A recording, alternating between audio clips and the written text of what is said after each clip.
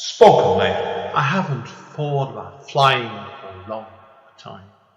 I haven't dreamed of that moment when I was alone above the clouds for a long time. I haven't dreamed of waking up in a room surrounded in blue and green grass for more years than I could dream of remembering. I haven't walked back into the past or scratched on the doors of my origins, where it all came from, since I held up that cape for the last time. Return to Kent Town 10th Year Anniversary Edition is a revised version of Andy N's first poetry book. The book can be purchased from Amazon and it contains numerous additional material. Spoken Label. Hi, it's Andy N from Spoken Label. Thank you today for streaming or downloading another episode of Spoken Label. Spoken Label was originally set up on beginning of 2016 and as of speaking has currently nearly 300 sessions. The full archive is available on Spoken Label bandcamp.com. Although it is available for free for stream and download if you wish, I am always grateful for any sort of kind of donation to enable me to keep the running costs of this podcast going. And enjoy. Take care. Bye bye. Spoken Label. Right, Amanda, what are we doing today?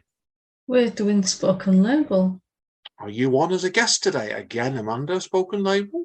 No, this is Spoken Label, but not as you know it, or not as anyone else knows it. No, it's true. This is something very different today because it's how would you describe, Amanda? A sub-series, would you say, or occasional extra series within Spoken Label?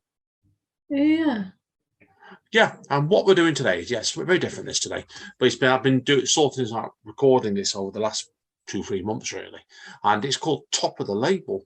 Now, it's going to be obviously featured within Spoken Label. What is Top of the Label, Amanda? I'll let you tell people. It's just a selection of your past guests reading out a poem or two. Yeah, and some cases, forthcoming guests as well. Now, we've got 20 pieces lined up today, and obviously, bear with us because this isn't going to be a 3-hour show, I promise you that now, right? So, but the first poet we've got on today is a lady over in the Perth Hills of Australia, and this lady is called Skylar J Wynter. Now, with Skylar, she's actually on tour in England in October 2022, and the plan is obviously at the moment to get her in for a Spoken Label, then do a session with us in October, and she sent over 2 pieces to us. So the first one is called When You Say. What did you think of this piece, Amanda? I really liked it. I thought it was really powerful, and it's just talking about how women are judged. Yeah, I thought it's a fantastic piece. It's a great one to start off with this today as well. So over to Skylar. When You Say by Skylar J Wynter. Since the Garden of Eden to present day, women have been labelled no matter how they behave. Witch, bitch, bewitcher, emotional, prone to hysteria, temptress, tease, temperamental, hopeless, helpless, and our all-time favourite, hormonal. Diminishing anything we say to lessen intelligent or credible, yet incredibly, when you say, until proven guilty, everyone has the right to be presumed innocent. You lack the intelligence to understand presumption of innocence does not make you innocent.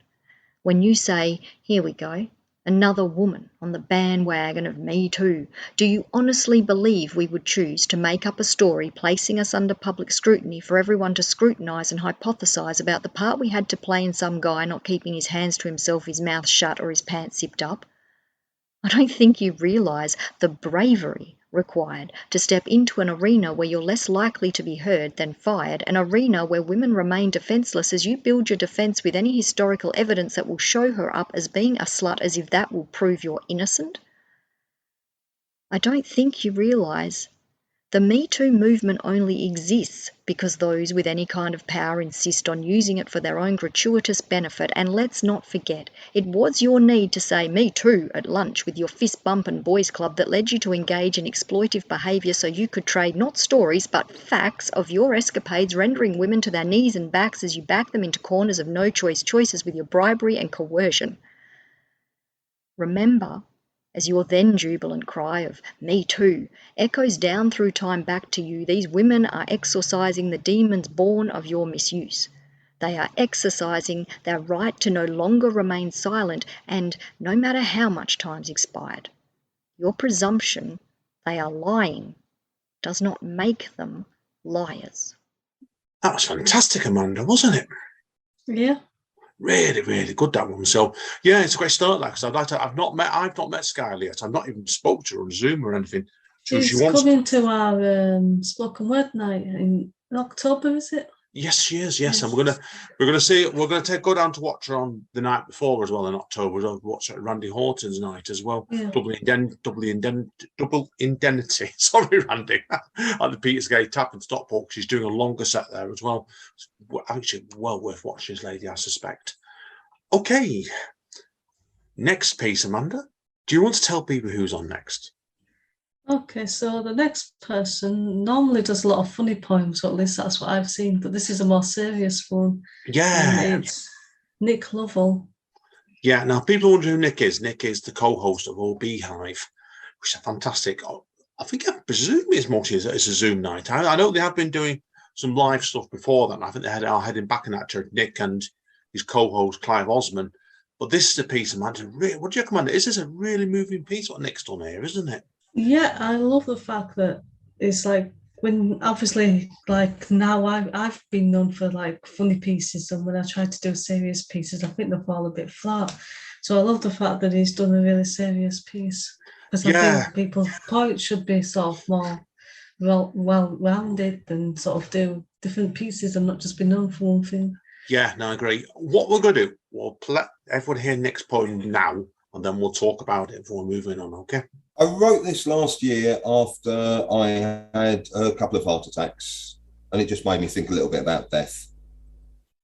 We study the sciences, arts and humanities, teach fashion, religion and other inanities, practice at dentistry, medicine, law, learn how to drive, how to write, how to draw.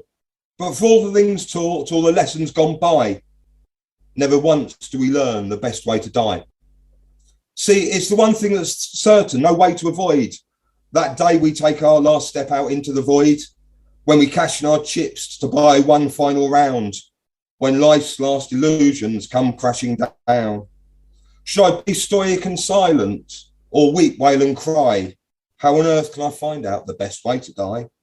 Will there be tubes, syringes and nurses, or cold, hard, wet tarmac with traffic and curses? Just spare me the poets and their bloody verses. Will I be sane or will I be raving? Will my heart be stout or will it be craven? Will I be gross and bloated or trim, fit and spry when I discover the secret of the best way to die? How quick will it be? Will I struggle and linger until all movement is gone aside from one finger? Will I be fully conscious or simply sedated? Will it be all of a sudden or anticipated? Could I summon a priest, imam or rabbi? Would they help me discover the best way to die? This thought just won't go, it swims round in my head. After all, what's the point? I'll still be just as dead. And the way that I pass hardly sums up my life, nor the way I'm remembered by my children and wife. Still, I'll continue my quest from this search I can't shy until I seek out the best way to die. Last words are important for posterity's sake, so fuck it or bollocks are probably a mistake. Should I prepare a speech, a phrase, just a word? But if no one's around, will it go unheard? It's become an obsession. There's no way that I can give up till I find out the best way to die. It's always unspoken and coated in mystery, yet everyone's done it throughout human history. Though nothing is known, there's one thing that's certain. The performance is over. It's the final curtain. So I'll just take my last bow to the audience's cries, and then maybe I'll have discovered the best way to die. Wow. Isn't that a great piece in that completely, isn't it? It's like it was. Now, if people are wondering, obviously, with Nick's piece here, this is talking about, as he said in his intro, but he had a number of heart attacks last year, and are actually to go and write about it in such a powerful way. I think, do you reckon it's really brave writing that? Yeah, and as a writer, I think it helps you deal with stuff writing like that. Yeah, I do. I think it's a really good therapy piece, but it's also as well, it's a really good powerful. I think a lot of people can relate to. So it's a fantastic piece, that Nick. Cheers, mate. Right, we've done the first two already, Amanda. On to number 3, aren't we? Yeah. Yeah, next one's a poetry musician over in the Bolton area, originally from Waterford. When I first met this young gentleman, probably about 15 years ago now, I've known him for quite a while actually, Kealan Coady. He has been featured on Spoken Label before a few years ago. I've got the feeling it was just one session. I don't recall him doing 2, but who knows that I could be wrong. But he's actually included a poem in. I'm not actually wrote the title of this down, but it is. I've got it down as It Is Never What You Think. That was it, yeah. Now, what did you think to this piece, Amanda? I found this one quite a mysterious piece, this one. I thought it was an interesting piece. I've got a comment to mention afterwards, but I'll wait until you've played the poem. Yeah, we'll play the poem then, we'll let them hear it, and then we'll come straight back into it, definitely. It's never what you think. I am strange, but I'm not a stranger. I'm an outsider, but I'm not outside. I'm beastly, but I'm rarely the beast. I grew up in dirt, and I am dirt. But I have transformed the dirt, and I have grown like the weirdest plant that blossoms in the strangest times, always in the dark, where you can never see the words, but you can feel their meaning in the vibrations from the light cast by a moon long since dead, an outsider herself.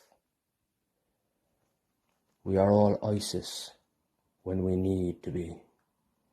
We are Osiris at the worst possible times. But the world is Horus, and not Crowley's aeons, but something more beautiful, something eternal, like a spirit,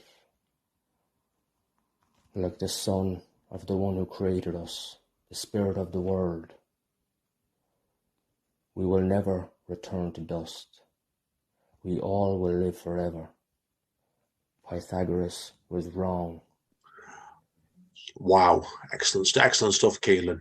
I was really interested in the first couple of lines in this piece, particularly when he started off on, I am a stranger, but not a stranger.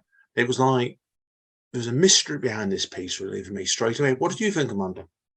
I think with some poetry, it's like it can be difficult to like get what the meaning is, and there's a different meaning for everyone. Like for me, it felt like a mix of religion and mythology. But whether that's what it means to him is it's not clear. But that's what I took from it. No, it's definitely Kealan, because he does have some. It's a lovely lad. If you get a chance to meet him, I'm certainly seeing he's an unbelievable guitarist, one of the best live guitarists I've ever seen. But yeah, his poetry is always layered in all kinds of influences that aren't necessarily the usual influences. And this is a real piece, I think, that shows the maturity of his work. So that was tremendous stuff indeed. Right. Okay, Amanda. Should we move on to number 4? Yeah. Yeah, this next one is a young lady over in the Manchester area. I think she's the next Spoken Label session artist on next weekend, actually, if my memory is correct. Her name is Lauren Temple. I'll read out a bit of a blurb to her, because obviously, Amanda's not met this young lady before. She's described herself as, and she's certainly not, an emerging poet and writer from Manchester, and she's part of Young Identity, has been published in their anthology, Ecosystem of Fury. A lot of her work explores mental health, emotional inheritance, domestic abuse, neurodiversity, and dementia. And what did you think? Should we just play it out, man? Should we just play this poem for most people, don't we? So? The woman who floats above the river. She wants to dip her toes in, but she cannot. Invisible wings pull her upwards. They flap like a hurricane. Her body is a medieval torture device, pulling her limbs apart. She doesn't know why the river's always called her, why her wings only work when she's in danger. This is the woman who floats above the river Bollin, where her dad used to sneak off to as a boy to shoot birds and smoke cigarettes, throwing matches into the water to watch how fast light can extinguish and sink. She looks up at the sky, counts the clouds, and names her hopes after them. She looks down at the water, sees the algae grip to the riverbed, and thinks, this is what safety must feel like. She wasn't always the woman who floats above the river. She used to take people there to cleanse them. Bathing together, they became the women of the river. The water against their wings was a mother's touch, but hers grew heavy like a sponge. She would lose her balance, collapsing into herself until she didn't know which way was up. Legend says she would disappear for days so that the women would stop searching for her. It was safer now, being the woman who floats above. Okay, this poem, to clarify, was called The Woman Who Floats Across the River. Now, it's said to me a lot, this piece, man. It was about more the feminine side again. So I wanted a female voice in this with you. How did this poem really say, what did this poem say to you? There were little bits of this that felt metaphorical, and then it seemed like there were like snippets of memory, and some of it was based on myths, and it was all mixed together. And I think it worked really well. Yeah, I thought it was a really good piece, this one. She did this on this one, and another one we're doing later on was 2 extra pieces for me for spoken label. And I thought myself at the time, I need to put both these on because both really different pieces. You are right, it was a real cross between fact and fiction to me, and I felt it stood up really, really well. I thought she's an excellent writer with that, so no, definitely agree. Right, we're doing well here, aren't we? Yeah. Right, okay. Do you want to tell everybody who's on next?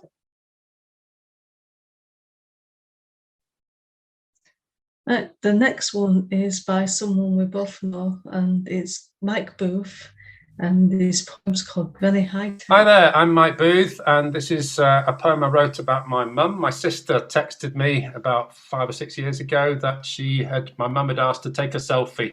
And I thought at the age of 92, that's quite an amazing thing. And it got my mind racing about how older people cope with technology.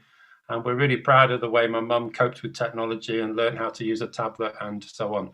And since I've written this, a lot of these things did come true. She got her head around some quite complex technology. So I hope you like it. It's stolen a bit of a trick from a book called Katie Morag, which has Granny Mainland and Granny Island. And this one's called Granny High Tech. My mum's been posting selfies at the age of 92. She's becoming all tech savvy whilst I haven't got a clue. They say a dog can get too old to teach herself new tricks, but she's on Twitter, Instagram, even downloads from Netflix. It started in her 80s when the tablets which she took were traded in one high-tech day for a brand new iMac book. She logged onto her email, sent me messages so sweet, attaching photos from her phone, emojis, and a tweet. She went off to a night class, her notebook clutched in hand. The nice young chap who helped her made her understand the joys of new technology, Wi-Fi and the rest. She came back on a Segway in a Dayglow high-vis vest. She worried she was losing it, but she got a memory stick, and now it's all on iCloud. She can find it really quick. She opened up a channel on media sharing sites, and now she's earning millions, a YouTube star overnight. She bought a brand new headset to live life virtually. The games she plays are tidying up and making scones for tea. She got herself a Fitbit for when she walks downstairs. Is always going on Fortnite where she gives the kids a scare. She splashed out on a bot vac, which helps her clean the house. I'm sure I saw it one day being ridden by a mouse. She bought a Bluetooth speaker for Radio 4 all day and then a new Alexa, which would do just what she'd say. But now she wants to upgrade. Even wants a fridge that speaks, tells you when to order milk and when your icebox leaks. She wants to put the heating on when popping down the shots by using all the fancy apps to add to her Dropbox. She even went on Tinder to help her light her fires. The nice young chap who turned up turned out to be a liar. Her profile went on Grindr to sharpen up her knives. Graham was an odd chap, he led some secret lives. But one thing about my mum, which still quite puzzles me, With all these fancy gadgets, she still can't work TV. And finding eject buttons or play on her hi-fi is such a massive struggle, it makes her really sigh. The thing about my mum is not her high-tech brain. She masters every new device while staying just the same. She doesn't need her bandwidth to show such love to all. She always asks how people are each time they make a call. The way she lives her real-world life can make me feel so proud. She makes such good connection with each one in a crowd. She's such a high-tech granny, updated every day, and we all think she's magic. So smart in every way. It reminds me a lot of you. Obviously, like, you know yourself how old my dad is and what my dad's like with technology, on the internet and stuff like that. Not quite as good. No, he's nowhere near as good. And I can imagine your mum being like this in some ways, actually, too, as well, to be honest. Yeah, I don't think my mum's listening, so I can say that there was a point when she used to think that the whole internet was Yahoo, so if she couldn't get on Yahoo, the internet was broken. I had heard that story. Anyway, let's just move on, okay? Because in case the lovely Mrs. Steele is listening, so we do apologise. Sorry, Mum. Yeah. I'm not even going to talk. We're not even going to mention the websites my dad goes on, right? No problem. We'll move on, right? So, anyway, okay. Yeah, we're over in Manchester again for our sixth artist here. And this is a young lady we met only reasonably recently, Amanda, didn't we, as well? Yeah. Yeah, it's a lovely young lady originally from Essex, down Essex way, but she's got family over in Southern Ireland. And it's a question every time we see her, Amanda, we're never quite sure where her accent's going to turn sometimes, is it? Yeah. That's why, because sometimes she's been on stage sounding like she's been in Southern Ireland or Dublin for a couple of weeks, and she comes back and her accent's pure Irish. And we met her at Word Central in Manchester, didn't we? Was it February, this one, wasn't it? It's reasonably recently. She read a really interesting story about having an extra, was it an ear or an eye? I can't remember now. Ear, I think it was, and it went pretty grisly as well. I remember seeing your face after that one. Oh, she's incredible. It's Quigley C B. Now, let's play the piece of people, haven't we? Yeah. Talk about it in a bit then, okay? The girl, well, I suppose we must call her a woman, as she does in fact fit at least several definitions of the term woman, or at least certainly more of them than definitions of the word girl. Though really she feels she has never quite attained the status of a woman, never fully managed to qualify or graduate into womanhood. In fact, feels more like a teenage boy in her current state, flat-chested and squalid, haunted by a lust rooted in the terrible fear that one will not, or perhaps cannot, do sex right, is deeply and irremediably a horrid little pervert. Though in fairness to the girl, or to some extent woman, she reasons to herself as she sits with both hands in the loose soil of a flower bed. In fairness to herself, this may be a common problem faced by those who have never quite recovered from being attracted to others like them at a young age. Her sense of her own heredity, a latent and Catholic expression of the need to avert one's gaze in the bra aisle of a clothes shop, lest she be suspected of looking too long or with intent. But the person of indeterminate status was trying to return her attention to the feelings experienced by her hands. She had dwelt too long in the box that she rented, and though it wasn't an unpleasant box, and she had now grown enough to apply for and receive a box that let light in this time, and so she was no longer weighted by a long depression, misread as philosophy but born from the late stages of vitamin D withdrawal. Now she had returned at least somewhat to humanity. Now she found herself grappling with a new fear altogether. It had been last Thursday, she remembered, when she realised she had not touched anything for several weeks that was not formed of plastic. Her work required the tapping of plastic keys from the comfort of the plastic swivel chair in her kitchen. The clothes she wore, cheap and baggy and worn until death, were various designs of polyester blends. Bottles of shampoo, she realised, packets of food she opened, the handles of the knives she cooked with, her Tupperware containers, faux stone plastic countertops and faux metal plastic door handles. None of it had struck her as strange or malnourishing until awoken from a work-avoiding nap mid-Thursday by a terrible dream that grew into a fear and a haunting, that she was losing the ribs on her fingers, that she was somehow evolving out of needing them, so that the whole world, should she ever come across it again, would feel smooth and unpleasant and dead as the plastic she had grown accustomed to. The smoothness of her home disgusted her then, and she resolved to leave it as soon as possible in order to stick her fingers in some things, give them a jolting by texture, as a nod to them, a warning that they could not relax just yet, could not give up the ghost and ignore their duty, and she would do this as soon as she could next be arsed. A small park, a mere 30-minute walk from her, seemed a prime location for some dermatological stimulation. The little green patch on Google Maps radiated such promise of feeling. Within a mere 3 to 4 days, she had accrued the energy to go and discover it, and she had, and now here she was in a low squat with both hands submerged in mud, trying desperately to notice how it felt and to sustain her attention for a minute upon the clamminess and the healing wet textures that she had longed for. It did feel good, she thought, and the 10-foot by 4-foot park was a pretty one and a worthy find, the nearest green space to her. And the grass that brushed her upper arms, too, was nice. It felt breakable and warm, and she wanted to rip at it. She did. She pulled up the grass and ripped at it and tore it with her hands and rubbed it between her palms, and that felt really nice. And so here she sits now once more upon her kitchen chair several weeks later, for you see the happenings of the interim have been excluded, I'm afraid, for refusing to fit the narrative, and they shan't be let back in until they can prove themselves relevant. Here she is at length, typing once more upon the laptop of her profession, a steady beast, reliable, and not without a distant collegial charm, and she's typing up a report or some such of very little interest to any, herself included, when a sharp pain upon her palm calls itself to her attention. Upon inspection, it becomes clear to her that there is a stowaway, a small enough little creature of a seed, nestled deeply within the crevice of her line of Apollo. An illegal alien, she thinks. Aha! A parasite upon my person.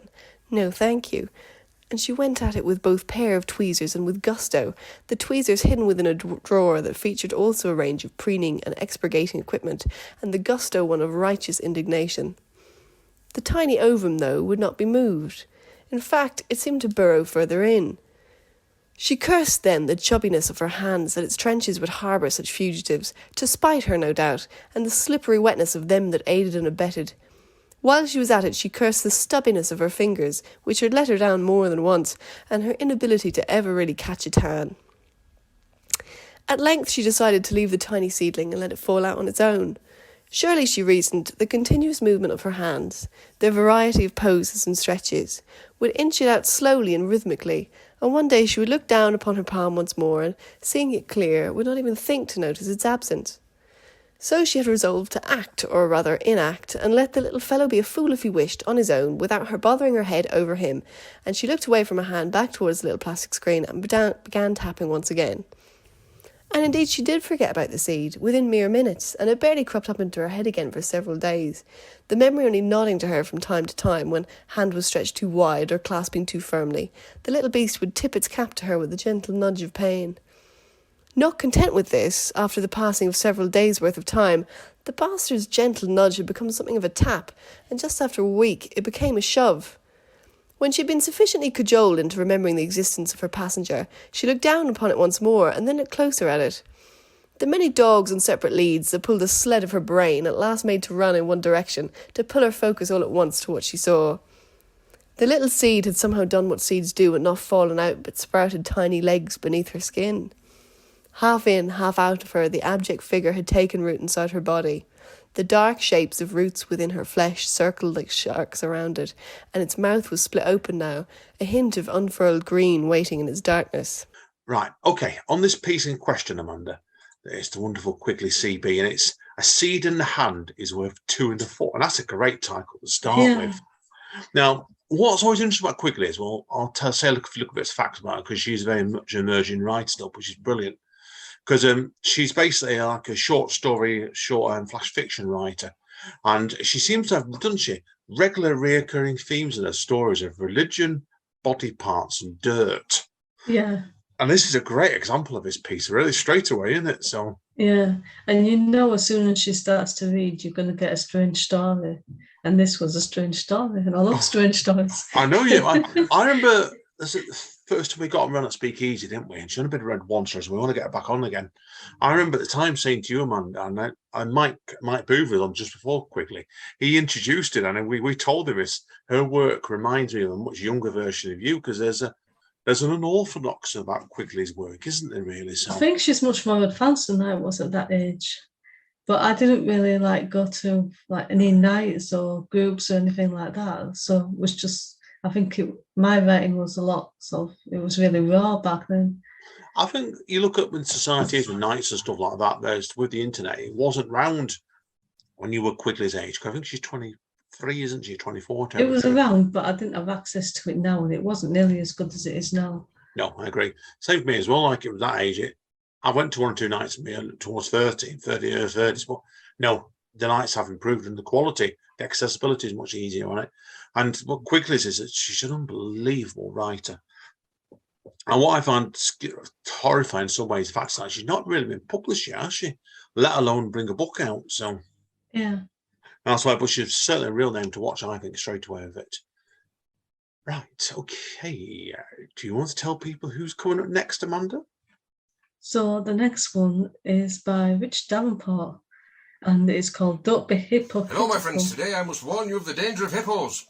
I was playing Hungry Hippos with my niece and nephew recently, and although the hippos on that game look very cute, in real life hippos are the biggest killers of humans in Africa. They live along rivers like the Zambezi in Africa, and they kill over 500 humans a year. Another point of useless knowledge for this poem is that in France, fleured trousers are called pantalons à pattes d'éléphant, which I think is something to do with elephant paw pants, something like that anyway, but it'll all become apparent as we go through.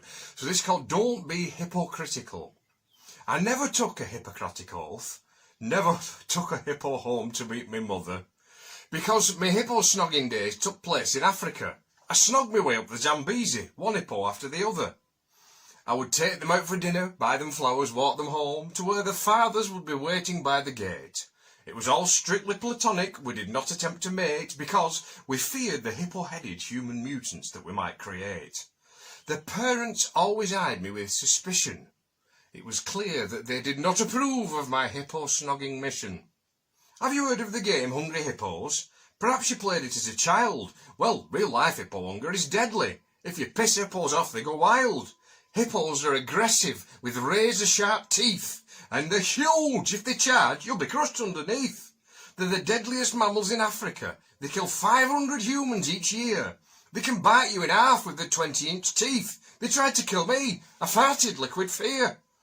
Now, the male hippo is territorial, and females guard their offspring, you see.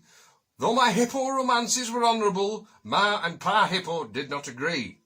In the game Hungry Hippos, the hippos eat marbles. In this case, Ma and Pa hippo tried to eat my balls. They charged at me from 2 directions. I braced myself ready to die. When out of the blue something grabbed me and lifted me towards the sky. I'd been grabbed by the trunk of a brave elephant who hid me up the leg of his bell-bottom pants. The hippos collided and collapsed and cussed. They lay there unconscious, face down in the dust. And then swiftly the elephant scampered away. Back at his house I said, "Thank you, and, if I may, can I ask why you're wearing these bell-bottom pants?" He said, "Yes, they're a gift from the President of France." In France, these trousers are not known as fleurs. They're pantalons à pattes d'éléphant over there. What a wonderful honour, such flattery, to have groovy fleured trousers named after me. I wiped my tears of joy with elephant-sized tissues, but my lawyer advised there were copyright issues. So he phoned to discuss it with the French president, who agreed and decreed that I should be sent a lifetime supply of bell-bottom pants. Now, please, get off my leg. The hippos missed their chance. And you're safe here because they're scared shitless of me. Here's a plane ticket. Go home. Leave the hippo girls be. Thus ended my romantic hippo dream, and I said goodbye to my hippo harem. But I came home, but then a bachelor's life I chose, 'cause when you've had hippo loving, nothing else comes close. Stay safe, you cheeky scabs. Okay, Amanda, what have you got to say about this piece? It's just as hilarious and crazy as his other poems or stories. It's mental. Now, with Rich, obviously, look a bit about him, obviously, he's a comic poet, and he also was, I think he was a punk musician at one point as well, he was, would you believe? But he's originally from the Bolton area, but now living in Southport. And he bought a book out the other year, and he has been on spoken label for it as well. And I've forgotten to bring the book over. So, but his second book's out in September, so he's coming back on spoken label again for it. And I can't wait to read this. Definitely with that one. So, but you're right, Amanda. Have you ever had about this piece? No, it's just really funny. I mean, I don't promote bestiality or having a relationship with a hippo, but I don't think it's not really written like that. It's written in a more fun way. So yeah, he's such a clever writer. It really, really is. Because when you hear them, you can actually. Do you remember? There's worth noting if you ever get a chance to see Rich Davenport live was first time we actually brought him on Speakeasy on the Zoom thing. He sold about 10 books that night as well, didn't he? I've never seen anybody do that.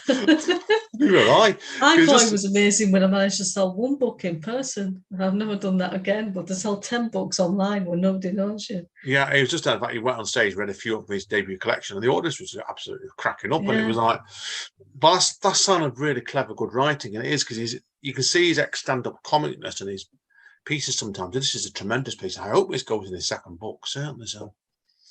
Right, Amanda. Anyway, a couple more pieces to wrap up on part 1 of this, and the next piece is number 8, and that is there's nothing really could add in this one, really, is it? But we talked about this young lady before, Lauren Temple, just a few minutes ago.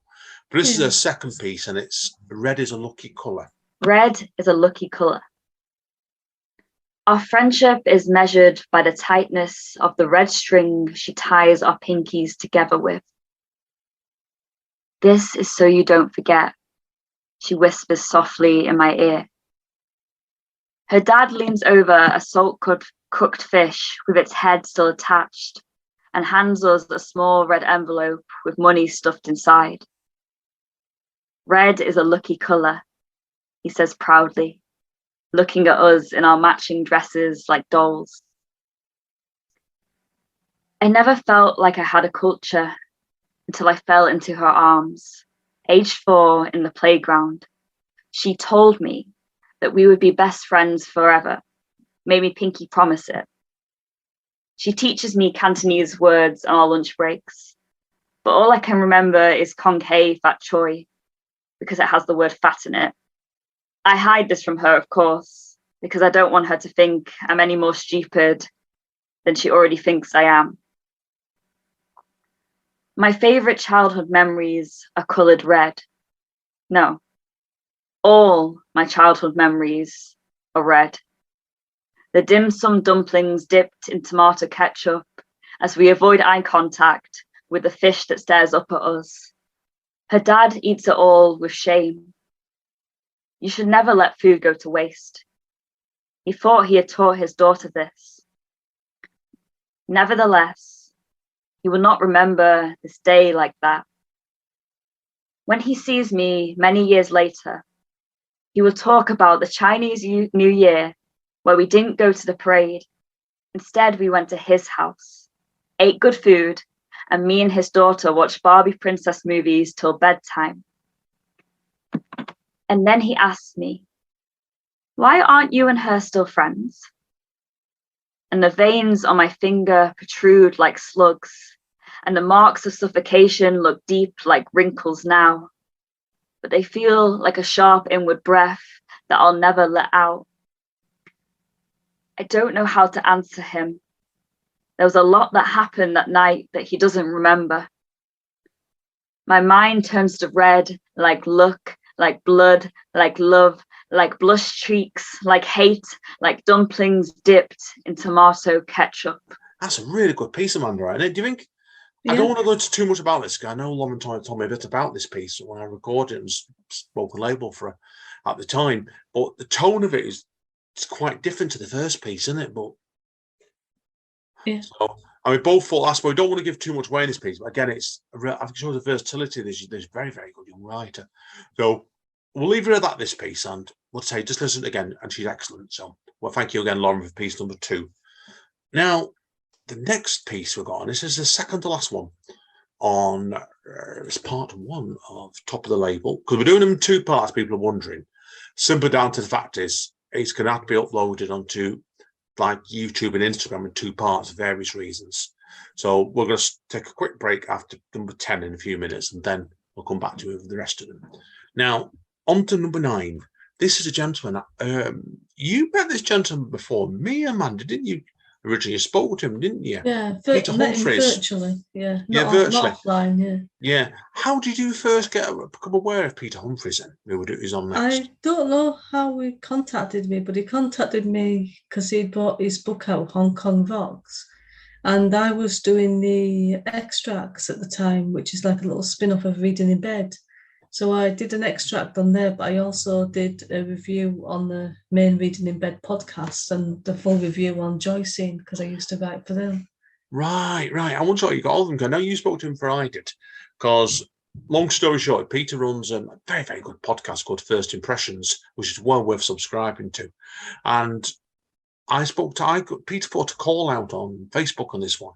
I didn't know who he was, and I listened to 2 or 3 of the podcasts for approaching. I really enjoyed it, and then I found out, after I approached him about both our behalves, that you'd actually done a review on his book Hong Kong Rocks. Yeah, that's why. But I've not read the book, don't you? But I know you really, really enjoyed that at the time, didn't you, Zone?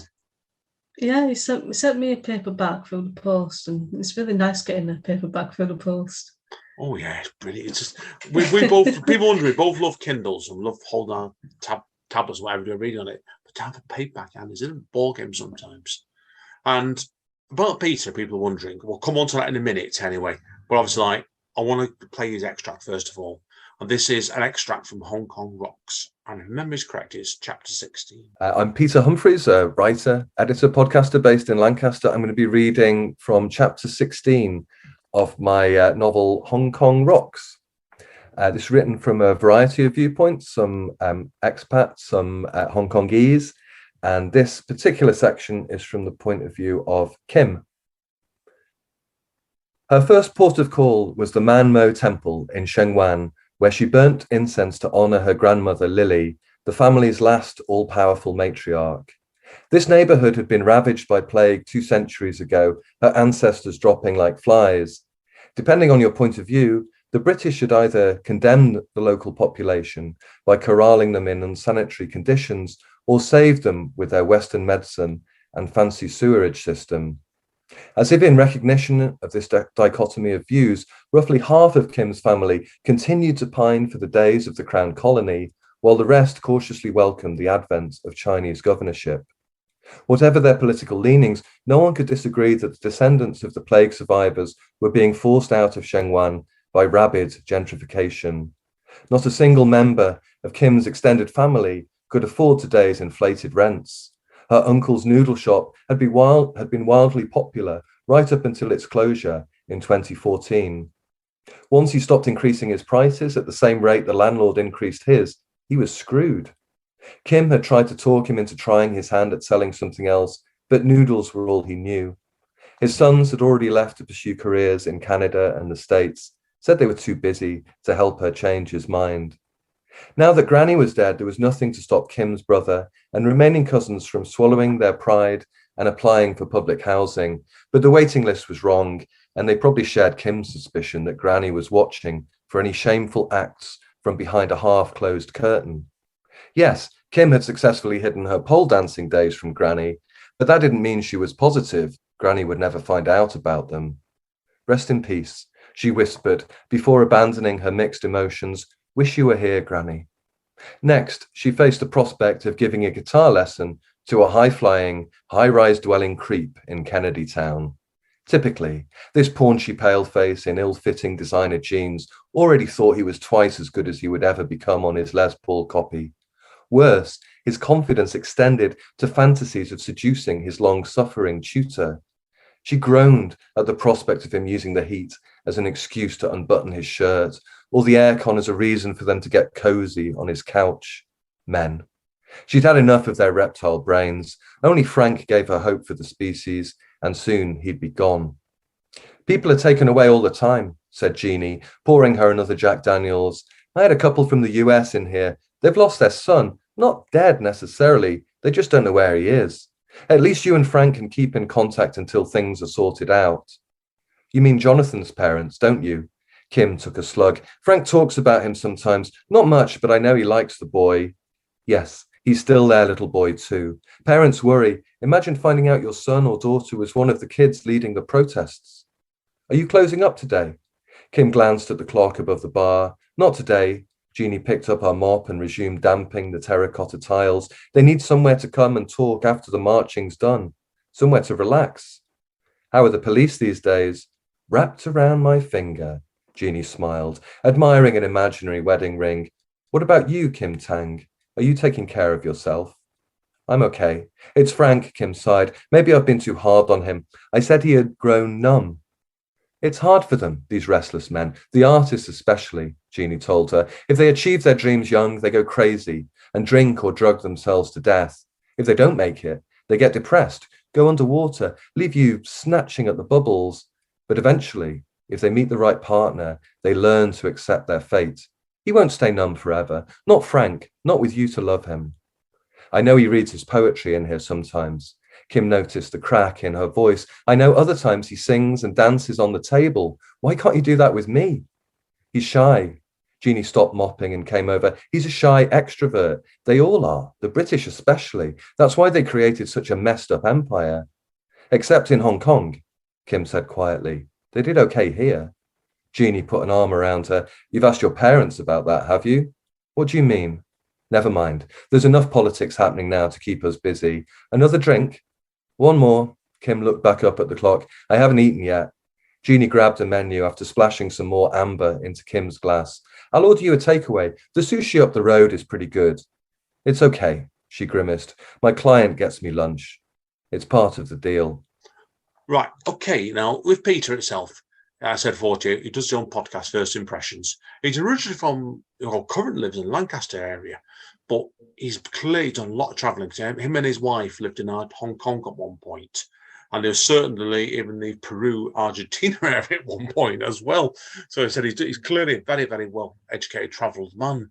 And this is a great extract. What did you think of this, Amanda? Yeah, I really enjoyed it, but I enjoyed the whole book. Obviously, as I promoted it on 3 different places. Yeah, slightly, didn't you, that one? But no, it's really, really, really well read, this was. Now, with Peter himself, there is a podcast on the way of him at the moment. And the plan at the moment for that is going to be if my memory is correct, it's going to be in the September time for Spoken Label. And it's a great session. You really have got to hear this one, guys, because he was absolutely incredible as he wasn't. The extracts he'd read, which part of is in this and part is also his unspoken label. He was really, really good at doing accents. And he does do a bit of that in this extract, Amanda, as well, doesn't he? Yeah. Yeah, it's great stuff. Now, we're going to wrap up now with part 10, track number 10, I should say. We're back over to Australia again now, Amanda, aren't we, as well? So, yeah, I'm not going to put on an Australian accent. No, I wouldn't. I'd be insulting if I tried one of them, so that's for sure. But now, back to our friend we met at the beginning of the first half, Skylar J Wynter. Now, she's reading out a piece here called Obsession. She's at it again. My heart sinks. I swaddle my head tight within my pillow, compressing my cheeks so the flesh is forced downwards to wrinkle and bunch at my jaw. My jowls will not be thanking me in years to come. Night after night I have assumed this position in an attempt to mute the incessant buzzing vibrating through the adjacent wall of the apartment next door. The noise, now begun, will continue intermittently for several hours. The woman next door has obsessive needs that must be met. I don't wish to imagine the degradation of the delicate pink flesh that suffers nightly under the humming, oscillating probe in her hand, but images of this hidden, soft place, grazed, bloody, and swollen beyond any capability to endure further traffic, come anyway. I loosen my grip on my pillow, regretting it instantly. The low buzzing has been joined by another sound, not unexpected, but less easy to drown out. Haunting moans edged with a fragility that validate my conclusions on the condition of the flesh she seems so bent on destroying in search of satiating her misunderstood needs.